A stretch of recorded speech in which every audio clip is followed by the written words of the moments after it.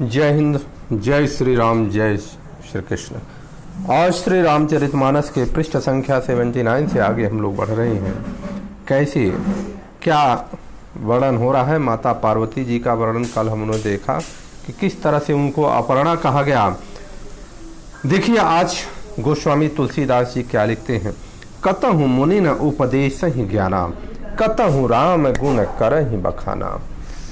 जदपि अकाम तदपि भगवाना, भगत विरह दुख दुखित सुजाना।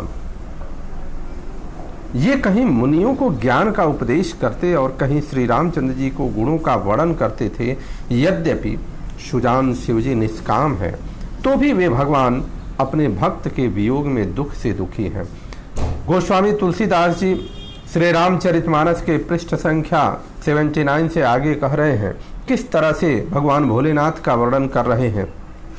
एहि विधि गयऊँ कालु बहु बीती, नित नय होई राम पद प्रीति। नेमु प्रेमु शंकर कर देखा, अविचल हृदय भगति करेखा। कह रहे हैं इस प्रकार बहुत समय बीत गया, श्री रामचंद्र जी के चरणों में नित नई प्रीति हो रही है। शिव जी के नियम, प्रेम और उसके हृदय में भक्त की अटल एक को उन्होंने देख लिया, रेखा को उन्होंने देख लिया। प्रगटे राम कृतज्ञ कृपाला, रूपशील निधि तेज विशाला।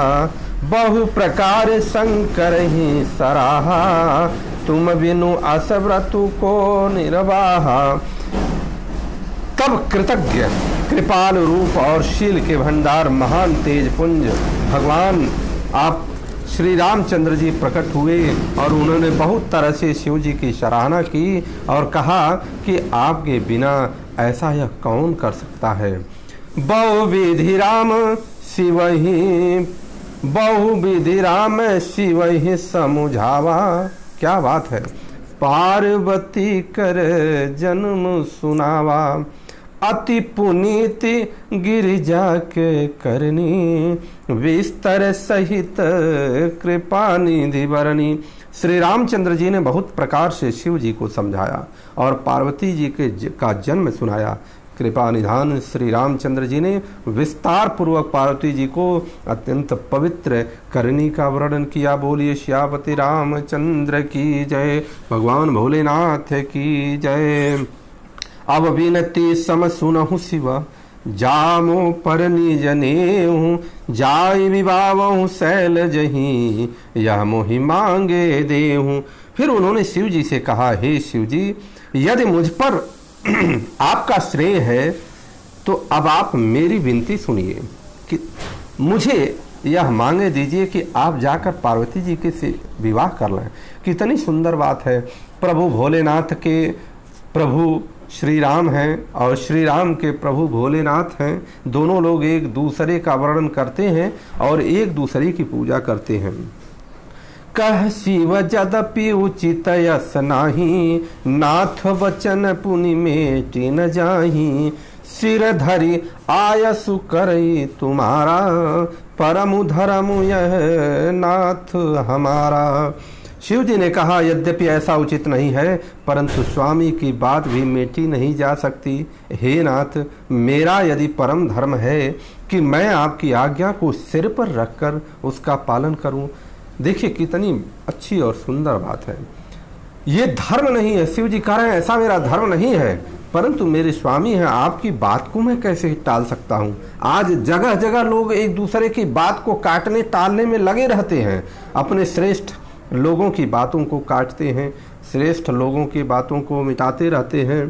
फिर कह रहे हैं, मातु पिता गुरु प्रभु के बानी।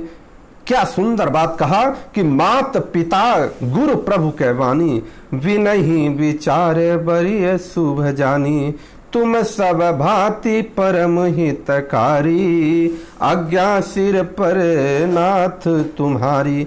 माता पिता गुरु और स्वामी की बात को बिना ही विचारे शुभ समझकर करना चाहिए, फिर आप तो सब प्रकार से मेरे परम हितकारी हैं। देखिए, परशुराम जी ने अपने पिताजी जमदग्नि की बात को बिना विचारे उन्होंने मान लिया और उसका फल भी मिला कि वो परशुराम जी माता जी का गला भले ही काट दिए, लेकिन फिर जब उन्होंने वरदान मांगने के लिए कहा तो पुनः उनकी माता जिंदा हो गई। तो दोनों ही बात श्रेष्ठता के कितनी साथ प्रमाणित हो गया कि माता पिता गुरु और स्वामी की बात कभी भी काटनी नहीं चाहिए और उनको बिना विचारे मान लेना चाहिए।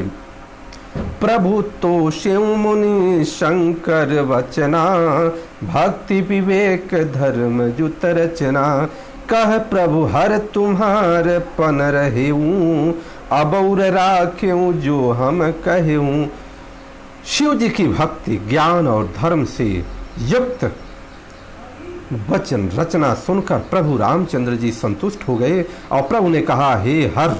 देखिए, हरि और हर दोनों में अंतर होता है।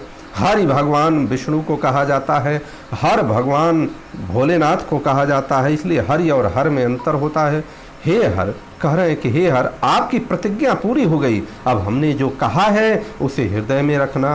अंतर्धान भये असभासी, शंकर सोई सुरति उर राखी, जब ही रब सप्तऋषि शिव पही आए, बोले प्रभु अति वचन सुनाए। अरे इस प्रकार कहकर श्री रामचंद्र जी अंतर ध्यान हो गए और शिव जी ने उनकी यह मूर्ति अपने हृदय में रख ली और उसी समय सप्तर्षि शिव जी के पास आए। प्रभु महादेव ने उनसे अत्यंत सुहावने वचन कहे, बोले सियापति रामचंद्र की जय, भगवान भोलेनाथ की जय। अब कह रहे हैं, सप्तर्षि कह रहे हैं कि पार्वती पही जाई तुम्हा, प्रेम परीक्षा लेऊं, आगिरहि प्रेरी पठाएऊं, भवन दूरी करेहूं संदेहूं। कह रहे हैं, आप लोग पार्वती के पास जाकर उनके प्रेम की परीक्षा लीजिए और हिमांचल को कहकर इन्हें पार्वती को लिया लाने के लिए भेजिए तथा पार्वती को घर भिजवाइए और उनको संदेह को दूर करिए। कहा ये कहा गया, भविष्यवाणी जो हुई थी, आकाशवाणी हुई थी, पार्वती माता जी जो साधना कर रही थी और उस साधना में कहा गया था जब सप्तर्षि आपके पास आएंगे तो आप तुरंत घर की तरफ चले जाइएगा क्योंकि आपकी मनोकामना पूरी समझिएगा। और आज सप्तर्षि भगवान भोलेनाथ जी के पास पहुँचे हैं और भगवान भोलेनाथ जी ने कह दिया कि आप लोग जाइए और माता पार्वती जी के पास, जो हमारी माता पार्वती जी के पास जा करके और आप ऐसा काम करिए। ऋषिन गौरी देखी तह कैसी, अमूर्ति संग तपस्या जैसी, बोले मुनि सुनु शैल कुमारी, करहूं कवन कारण तपु भारी। ऋषियों ने पार्वती को कैसे देखा, मानो मूर्तिमान तपस्या ही हो। मुनि बोले, हे शैल कुमारी सुनो, तुम किस लिए इतना कठोर तपस्या कर रही हो?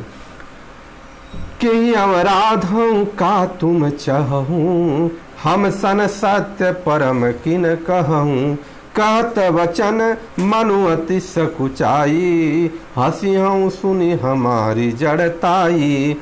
ऋषि बोल रहे हैं कि तुम किसकी आराधना कर रही हो और किसको क्या चाहती हो, इससे अपना सच्चा भेद क्यों नहीं कहती?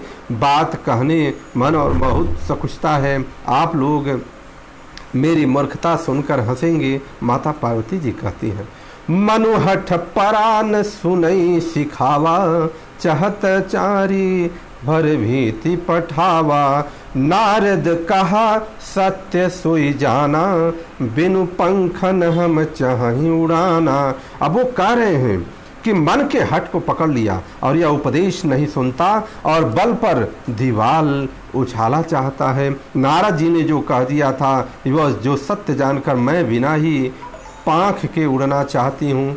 देखे मुनिया विवेकु हमारा, चाहे सदा शिव ही भर तारा। माता पार्वती जी अब कह रही हैं, हे मुनियों आप मेरा ज्ञान तो देखिए, कि मैं सदा शिव जी को ही पति बनाना चाहती हूँ। बोले श्यावती रामचंद्र की जय। अब माता पार्वती जी तपस्या कर रही थी, भविष्यवाणी हुई थी, और भविष्यवाणी में आकाशवाणी हुई थी। आकाशवाणी में सप्तर्षियों की बात कही गई थी। सप्तर्षि भी वहाँ पहुँच गए। उन्होंने पूछ भी लिया कि क्या किस लिए आप तपस्या कर रही। उन्होंने बता दिया कि मैं जन्म जन्म तक भगवान भोलेनाथ को ही अपना पति चाहती हूँ।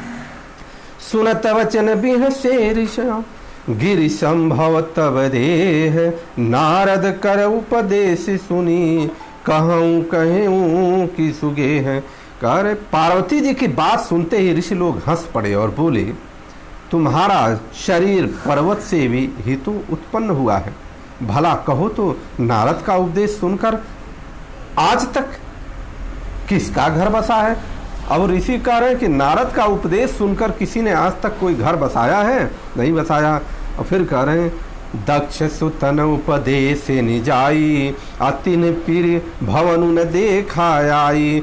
चित्र के तु कर चरु उरवाला, कनक सिपु कर पुण्य सहाला। उन्होंने जाकर दक्ष के पुत्रों को उपदेश दिया था, जिससे उन्होंने फिर लौटकर घर का मुंह भी नहीं देखा। चित्रकेतु के घर के नारद को ही चौपट कर दिया। फिर यही हाल हिरण्यकश्यप का भी हुआ। ऋषि अब उनको माता पार्वती जी को बरगला रहे हैं, चाह रहे हैं, उनकी परीक्षा ले रहे हैं। नारद सिखजे सुनहि नर नारी, अवसि होई तजी भवनु भिखारी। मन कपटी तन सज्जन चीन्हा, आपु सरिस सबई चह कीन्हा। जो स्त्री पुरुष नारद की सीख सुनते हैं वे घर बार छोड़कर अवश्य ही भिखारी हो जाते हैं। उसका मन तो कपटी है, शरीर पर सज्जनों के चिन्ह हैं। ये सभी के अपने समान बनाना चाहते हैं। मतलब नारद जी सबको अपने समान ही भिखारी बनाना चाहते हैं कि भजन करते रहें, घूमते रहें। तेहि के वचन मानि विश्वासा, तुम चाहूं पति सहज उदासा। निर्गुण नीलज कुवेश कपाली, अकुलय गे है दिगंबर ब्याली। वाह! उनके वचनों पर विश्वास मानकर तुम ऐसा पति चाहती हो जो स्वभाव से ही उदासीन, गुणहीन, निर्लज्ज, बुरे भेष वाला, नर कपालों की माला पहनने वाला, कुलहीन, बिना घर घर का गंगा और शरीर की सांपों से लपेटे रहने वाला ऐसे को पति चाहती हो। ये महर्षि सप्तर्षि कह रहे हैं। कहूँ कवन सुख अशुभ पाए, भल भूली है ठग के बौराए। पंच कहे शिव सती विवाही, अपुनि अव डरे हूँ सिराय निताही। ऐसे वर के मिलने से कहो तुम्हें क्या सुख होगा। तुम उस नारद के बहकावे में आकर खूब भूली। पहले पंचों के कहने से शिव ने सती से विवाह किया था, परंतु फिर उसे त्याग कर मरवा डाला। ये अब कह रहे हैं, बोलिए श्यावती रामचंद्र की जय। अब सुख सीवत सोचु नहीं, भीख मांगी भव खाई। सहज एकाकिन के भवना, कबहू की नारी खटाई। अब शिव को कोई चिंता नहीं रही, भीख मांग कर खा लेते हैं और सुख से सोते हैं। ऐसे स्वभाव से ही अकेले रहने वालों के घर भी भला क्या कभी स्त्रियां टिक पाती हैं। सप्तर्षि कैसे कैसे उनको परीक्षा ले रहे हैं माता का। अजहू मानहू कहाँ हमारा, हम तुम कहूँ बरुनीक विचारा। अति सुंदर सुचि सुखद सुशीला, गावहि वेद जासु जस लीला। अब भी हमारा कहा मानो, हमने तुम्हारे लिए अच्छा वर विचारा है। वह बहुत ही सुंदर, पवित्र, सुखदायक और सुशील है, जिसका यश और लीला वेद गाते हैं। दूषण रहित सकल गुण राशि, श्रीपतिपुर वैकुंठ निवासी। क्या बात है, कितनी सुंदर बात कहा। असवर तुम्हें मिलावो आनी, सुनत भी हंसी कह वचन भवानी। वह दोषों से रहित, सारे सद्गुणों की राश, लक्ष्मी का स्वामी, वैकुंठपुर में रहने वाला है। हम ऐसे वर को लाकर तुमसे मिला देंगे।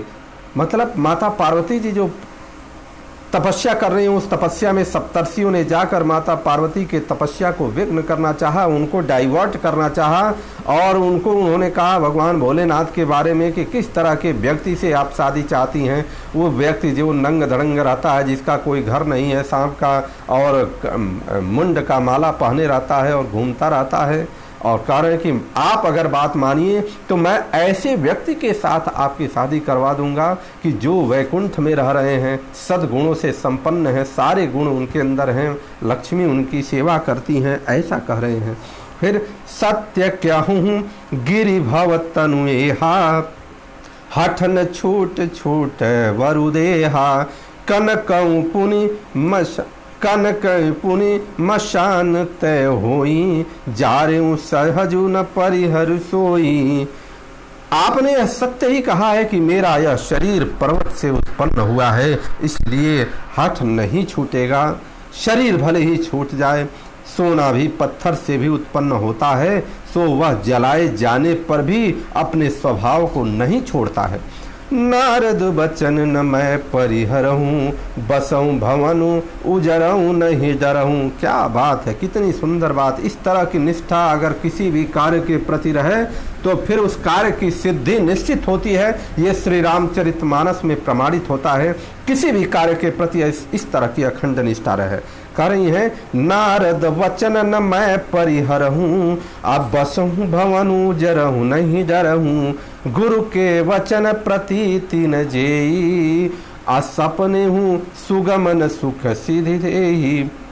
क्या अतः मैं नारद जी के वचनों को नहीं छोड़ूंगी, चाहे घर बसे या उजड़े, उससे मैं नहीं डरती। उससे गुरु के वचनों में विश्वास नहीं है, और सुख और सिद्धि स्वप्न में भी सुगम नहीं होता। बोलिए माता पार्वती की जय। महादेव अवगुण भवना, विष्णु सकल गुण धाम, अजेहि कर मनु रम जाहि सना, तेहि तेहि सन काम। माना कि महादेव जी अवगुणों के भवन हैं और विष्णु समस्त गुणों के सद्गुणों के धाम हैं, पर जिसका मन जिसमें रम गया उसी को उसी से काम है। बोलिए माता पार्वती की जय, भगवान भोलेनाथ की जय, सप्तर्षियों की जय, श्री रामचंद्र जी की जय, चारों भैयों की जय, संत समागम की जय। आज इतना ही। आज सप्तर्षियों ने किस तरह से माता पार्वती के पास जाकर के उनको वर्गलाने का या उनको डाइवर्ट करने का या उनकी परीक्षा लेने का कार्य किया, और परंतु माता जी ने कहा कि मैं तो पर्वत राज के से निकली हूँ या पर्वत की पुत्री हूँ, मैं तो एकदम जड़ हूँ, हठी हूँ, भले ही प्राण चली जाए मैं वहीं की वहीं रहूँगी। आज बस इतना ही। आप सभी लोगों का दिन मंगलमय हो। आज शिक्षक दिवस के अवसर पर गुरु को प्रणाम करते हुए सभी सदगुरु को प्रणाम, ऐसे गुरु जिन्होंने किसी भी प्रकार की शिक्षा हमको दिया है, प्रणाम करते हुए श्री रामचरितमानस की जय हो।